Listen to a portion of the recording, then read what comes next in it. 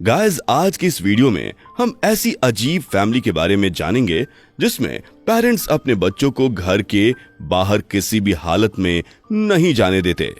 दरअसल उनका मानना है कि बच्चों को पेरेंट्स की हर एक बात सुननी चाहिए, इसलिए उन्होंने अपने घर के चारों तरफ इतनी बड़ी बड़ी दीवार बनाई है कि ना ही कोई बाहर का अंदर आ पाए और ना ही अंदर का कोई बाहर जा पाए। बच्चे भी इससे खुश होते हैं क्योंकि उन्होंने बचपन से ही बाहर की दुनिया नहीं देखी थी।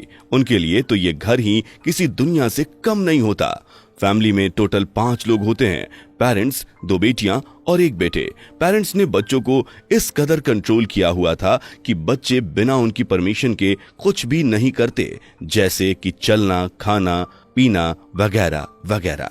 बच्चों की पढ़ाई भी घर पे ही होती और यहाँ तक कि किसी की तबीयत खराब होने पर वो डॉक्टर को भी नहीं बुलाते। उन्होंने उनकी छोटी बेटी को डॉक्टर से रिलेटेड काफी कुछ सिखा रखा था।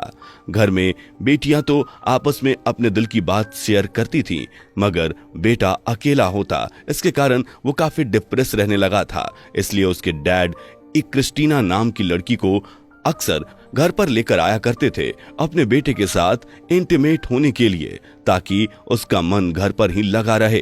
क्रिस्टीना की उसके साथ काफी अच्छी दोस्ती हो जाती है, साथ ही में दोनों बहनों के साथ भी। एक दिन जब क्रिस्टीना और बड़ी बेटी बात कर रहे होते हैं, तभी हमें पता चलता है कि बच्चों को पैसों के बारे में कुछ भी नहीं पता है।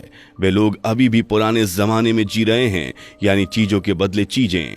इसके बाद पूरी फैमिली एक साथ आती है, जिसमें क्रिस्टीना भी उनके साथ बैठी हुई थी। तभी डैड सभी का वीडियो बनाते हैं। इस सब के बाद डैड क्रिस्टीना को वापस छोड़ने के लिए जाते हैं।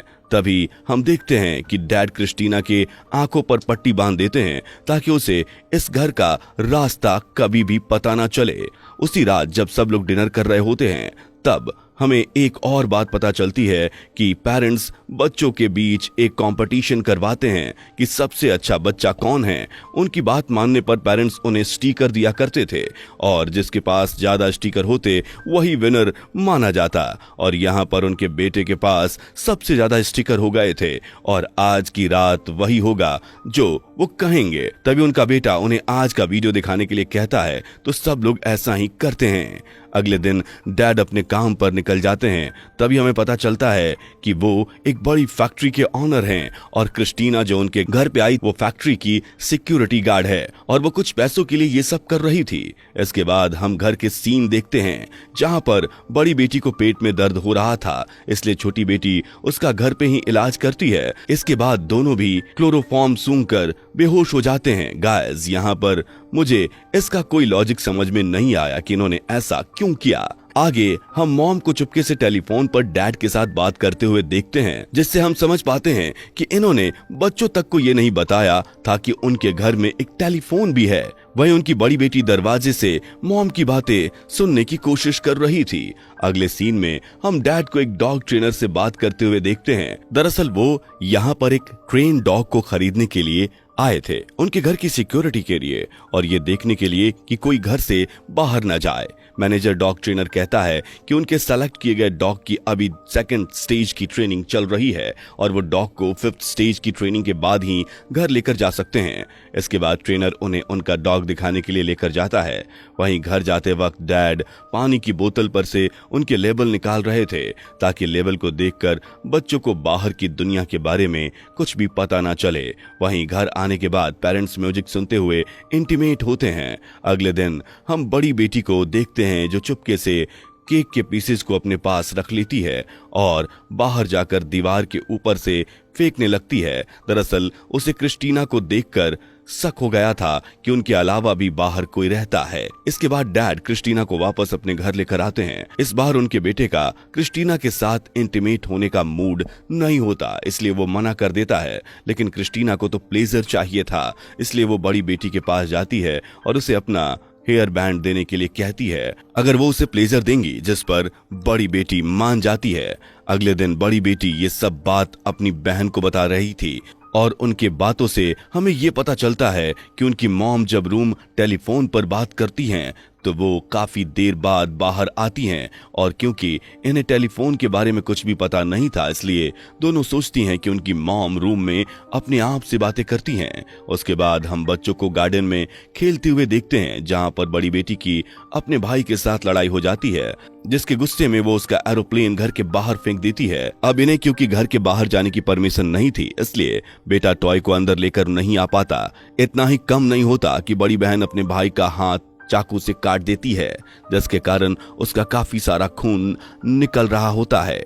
वहीं मॉम को ये बात पता चलती है, वो बड़ी बेटी को काफी मारती हैं और रूम में बंद कर देती हैं। इसके बाद जब डैड घर पे वापस आते हैं तो बेटा उनसे अपने टॉय लाने के लिए कहता है और डैड भी ऐसा ही करते हैं। एक दिन जब उनका बेटा गार्डन में खेल रहा होता है, तभी वहां पर एक बिल्ली आ जाती है। बेटा और दोनों बेटियां उसे देखकर काफी ज्यादा डर रहे थे, लेकिन बेटा हिम्मत करके किसी तरह से बिल्ली को मार देता है, जिसे देखकर बेटियां काफी चिल्लाती हैं। वो इस इंसिडेंट के बारे में मॉम और डैड को बता देती हैं। ये खबर सुनने के बाद डैड अपने कपड़े फाड़कर नकली खून लगाकर घर पे आते हैं और बच्चों को कहते हैं कि देखो मेरा ये हाल उस बिल्ली ने किया है, उसने तुम्हारे बड़े भाई को मार दिया और मैं भी मुश्किल से बचकर आया। वो ये सब कहकर बच्चों को डराना चाहते हैं ताकि वो लोग आगे से कभी गार्डन में अकेले ना खेलें। इसके बाद डैड सभी को डॉग बनाने की प्रैक्टिस करवाते हैं, ये कहकर कि बिल्ली डॉग से काफी डरती है। आगे एक साथ पूरी फैमिली हॉल में बैठी थी, तभी डैड बच्चों को कहते हैं कि उनके 2 भाई बहन और आने वाले हैं, साथ ही ये भी कि उनका एक डॉग भी घर पर आने वाला है। आगे हम बच्चों को पूल में स्विमिंग करते हुए देखते हैं और एक दिन जब डैड घर पे आते हैं तो स्विमिंग पूल में कुछ फिशेस डाल देते हैं और अगले दिन बच्चों को कहते हैं कि देखो पूल में फिशेस ने जन्म ले लिया है। इससे हम समझ पाते हैं कि बच्चों को ये तक नहीं पता होता कि फिशेस कभी भी पूल में जन्म नहीं लेती। वहीं रात में डिनर के दौरान डैड सबको बताते हैं कि घर के बाहर अगर किसी ने बिना कार के पैर रखा तो वो मारा जाएगा। बच्चे भी उसकी बात मान लेते हैं।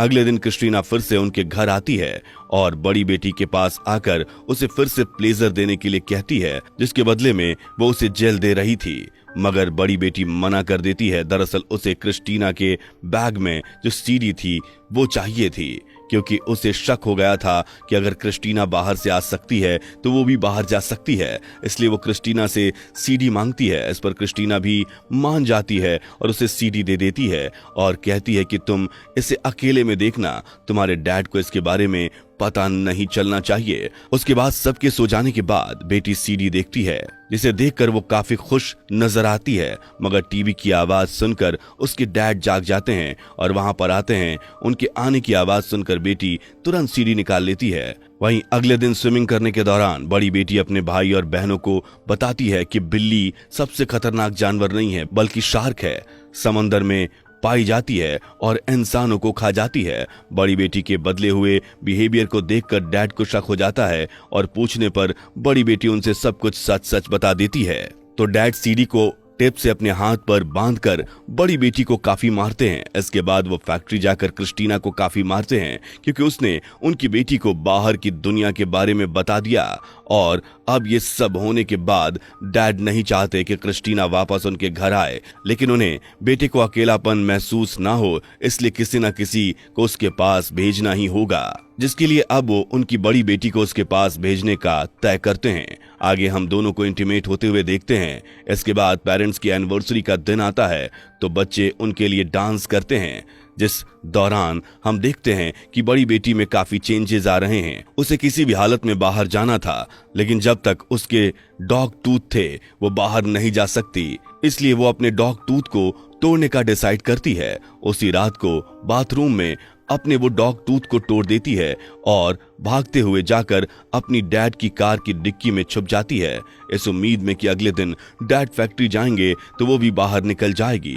मगर थोड़ी ही देर बाद डैड को बाथरूम में खून के साथ उसके टीथ भी मिलते हैं, जिससे वो समझ जाते हैं कि बड़ी बेटी घर से भाग चुकी है। इसलिए वो तुरंत जाकर घर के बाहर चेक करते हैं, मगर उन्हें वो नहीं मिलती, क्योंकि वो तो कार की डिक्की में छुपी हुई थी। उसके बाद डैड मॉम को कहते हैं कि वो कल ही जाकर डॉग अपने घर पे लेकर आएंगे। वहीं हम अगले दिन के सीन में देखते हैं कि डैड कार लेकर घर से निकलकर फैक्ट्री पहुंच जाते हैं। उनके अंदर जाने के बाद सीन कार की डिक्की पर शिफ्ट होता है और मूवी यहीं इनकम्प्लीट एंडिंग के साथ खत्म होती है। गाइस, हम बस अंदाजा ही लगा सकते हैं कि बड़ी बेटी कार की डिक्की से निकल गई होगी। आपको क्या लगता है कमेंट बॉक्स में जरूर बताना। मैं आशा करता हूं कि आपको मेरा एक्सप्लेनेशन अच्छा लगा होगा। यदि हां तो प्लीज चैनल को सब्सक्राइब कर देना और बेल आइकन को भी प्रेस करना जरूरी है। तो चलिए मैं मिलता हूं आपसे एक और न्यू इंटरेस्टिंग वीडियो के साथ।